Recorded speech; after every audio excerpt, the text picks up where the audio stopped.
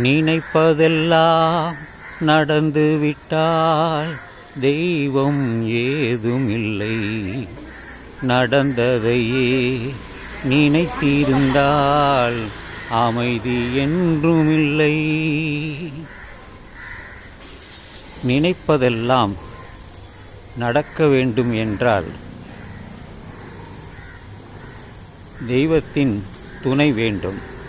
நிச்சயமாக நீங்கள் எந்த தெய்வத்தை நினைக்கிறார்களோ அவர்கள் துணை உங்களுக்கு இருக்கும். அது எந்த தெய்வமாக இருந்தாலும், மனிதர்கள் உருவாக்கிய தெய்வமாக இருந்தாலும், அல்லது பெற்றோர்களாக இருந்தாலும், அல்லது தெய்வமாக மாறிவிட்டவர்களாக இருந்தாலும் ஒன்றுதான். நாம் நினைப்பதெல்லாம் நடக்க வேண்டும் என்றால் என்ன நமக்கு வேண்டும் என்றால், நாம் அதை பெற முடியும் என்ற நம்பிக்கை முதலில் நமக்கு வேண்டும். முதலில் நமக்கு நம்பிக்கை வேண்டும். எதை நாம் சாதிக்க வேண்டும், நாம் எதை நடத்த வேண்டும் என்று நினைக்கிறோமோ அதை பற்றி முதலில் நாம் நம்ப வேண்டும். அதன் பிறகுதான் அதற்கான வழி என்ன என்பதை நாம் தெரிந்து கொள்ள வேண்டும். ஏனென்றால் வழி ஒன்றாக இருக்காது, பல வழிகள் இருக்கும். அந்த பல வழிகளை தெரிந்து கொண்டு அதில் எது சரியான வழி, முயற்சிப்பதில் எப்பொழுதும் தவறே இல்லை. ஒரு பாதையில் செல்கிறோம், அதில் நமக்கு நடக்காது என்று நாம் எண்ணுகிறோம்.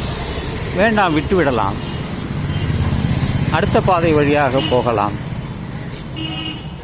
அதுவும் சரியான பாதை இல்லை என்று அறிந்தால் அந்த வழியாகவும் நாம் போக வேண்டாம். மூன்றாவது முறையாக ஒரு வழியை தேர்ந்தெடுத்து நீங்கள் செல்லுங்கள்.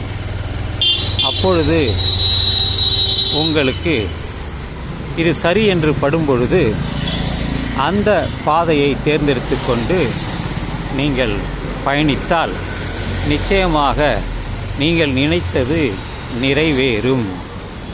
முதலில் முயற்சி, அதன் பிறகு அதை பின்பற்றுதல். அப்படி பின்பற்றும் பொழுது நமக்கு நாம் நினைத்த காரியம் வெற்றி கிடைக்கும். இது எனது கருத்தாகும். எல்லோருக்கும் தான் முதலில் முயற்சி தான். முயற்சி திருவினையாக்கும் என்று சொல்வார்களே, முயற்சி. எதை முயற்சிக்க வேண்டும்? நம்முடைய இலக்கு எதுவோ, நாம் நினைக்கிறோம் அல்லவோ, நினைத்ததெல்லாம் நடந்து விட்டால்னு சொல்கிறாங்க இல்லையா, அதை நடக்க வைக்க வேண்டும். அந்த நடக்க வைக்கிறதுக்கான ஒரு துணிவு, ஒரு அறிவு, ஒரு முயற்சி, இந்த மூன்றும் கைகூடும் பொழுது நீங்கள் நினைத்த காரியம் அனைத்தும் நிறைவேறும். மறந்து விடாதீர்கள், நீங்கள் நினைத்தது அனைத்தும் நிறைவேறும். இது நான் சொல்லி நீங்கள் தெரிந்து கொள்ள வேண்டும் என்ற அவசியம் இல்லை. முயற்சி செய்யுங்கள். முயற்சி செய்தால் உங்களுக்கு வெற்றி கிடைக்கும். நீங்கள் அடைய வேண்டியதை அடைவீர்கள் என்று உறுதியாக என்னால் சொல்ல முடியும். எனவே முதலில் வழி எது என்று தெரிந்து கொள்ள வேண்டும். பிறகு எது சரியான வழி, பாதை என்று தெரிந்து கொள்ள வேண்டும். அதன் பிறகு நாம் பயணிக்க வேண்டும். முயற்சியோடு நடக்க வேண்டும், நம்பிக்கையோடு நடக்க வேண்டும்.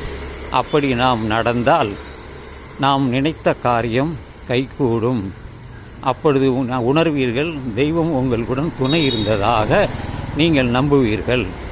அதுவரையில் உங்களுக்கு நம்பிக்கை வராது. எந்த காரியத்தை நீங்கள் சாதித்தீர்களோ, அடைந்தீர்களோ, அப்பொழுது உங்களுக்கு அந்த தெய்வ நம்பிக்கை வரும். வாய்மையே வெல்லும் என்பார்கள். வாய்மை என்பது என்ன? பொய் இல்லாத, பொய் கலக்காத ஒரு நேர்மையான வழிதான் அந்த வாய்மை. அதை பின்பற்றினாலே போதுமே. எல்லாவற்றையும் நமக்கு அறிந்து வைத்து கொள்ள வேண்டும் முதலில். அதற்குத்தான் நமக்கு கல்வி.